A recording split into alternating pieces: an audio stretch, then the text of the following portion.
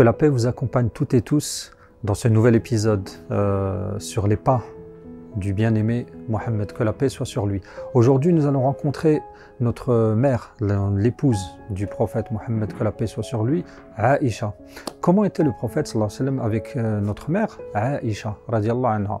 Un compagnon qui s'appelle Amr ibn al-As et qui vient poser la question au prophète sallallahu alayhi wa sallam et qui lui dit: ô messager de Dieu, quelle est la personne que tu aimes le plus? Et il dit: la personne que j'aime le plus, c'est mon épouse, Aïcha. Et il lui dit non, parmi les hommes. Il lui dit à ce moment-là, c'est son père, Abu Bakr, le grand compagnon. Et cette déclaration d'amour n'est pas si simple. Devant le compagnon, en fait, il nous déclare son amour pour son épouse, Aïcha, au vu et au su de ce compagnon qui va aller le transmettre, et toute la communauté va être au courant de ce grand amour de Mohammed, que la paix soit sur lui, pour son épouse Aïcha. Elle-même, de son vivant, il va dire aussi cet amour à son épouse. Un jour qu'elle lui demande et qu'elle lui pose la question: ô messager de Dieu, ô Mohammed, comment est ton amour pour moi? Et il lui répond par une image qui est très symbolique, et il lui dit: mon amour pour toi, ô Aïcha, est comme le nœud de la corde. Il est fermement attaché. Ce nœud qui est fermement attaché de la corde.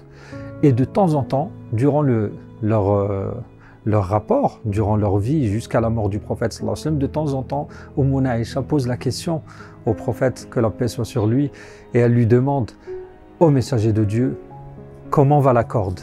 Et il lui dit: comme au premier jour, elle est toujours fermement attachée, le nœud est fermement attaché. Donc mon amour pour moi est toujours aussi fort que le premier jour. Et cette délicatesse du prophète sallallahu alayhi wa sallam, cette tendresse du prophète sallallahu alayhi wa sallam est omniprésente dans sa relation avec son épouse Aïcha, et d'ailleurs ses autres épouses et toutes les femmes qu'il a rencontrées, même si c'est des femmes d'autres compagnons, mais dans sa relation avec tous les êtres humains, en particulier avec son épouse, c'est une relation vraiment d'amour, de tendresse, de délicatesse, d'affection. Il exprime son affection vraiment pour son épouse. Et elle explique même dans une parole qui est rapportée par l'imam Muslim. Elle dit que le prophète sallallahu alayhi wa sallam, dans notre manière de manger, quand je buvais l'eau du verre, je transmettais au prophète sallallahu alayhi wa sallam mon verre pour qu'il boive lui aussi.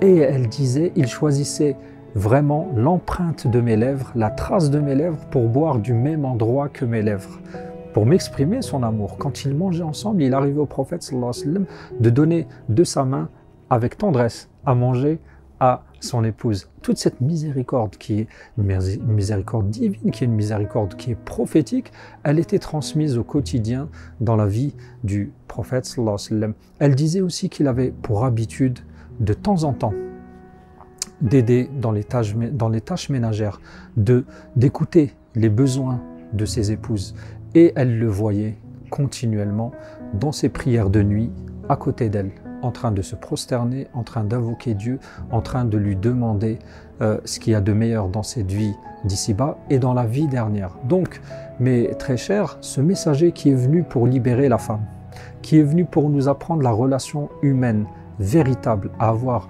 avec nos épouses, nous montre un modèle vivant d'amour, un modèle vivant de miséricorde, un modèle vivant de bienveillance.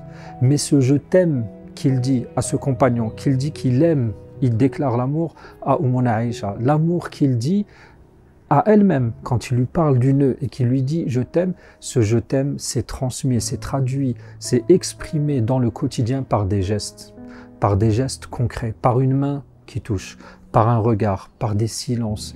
Il s'est exprimé aussi par des embrassades. Donc tout ceci, mes chers amis et mes chers frères et mes chères sœurs, à nous de suivre pas à pas ces pratiques prophétiques dans notre quotidien, de transmettre cette miséricorde et cet amour de cœur à cœur entre nous, les époux et les épouses, dans notre foyer et à l'extérieur de notre foyer au quotidien, pour être sur les pas du bien-aimé Mohammed. Que la paix vous accompagne. Assalamu alaikum.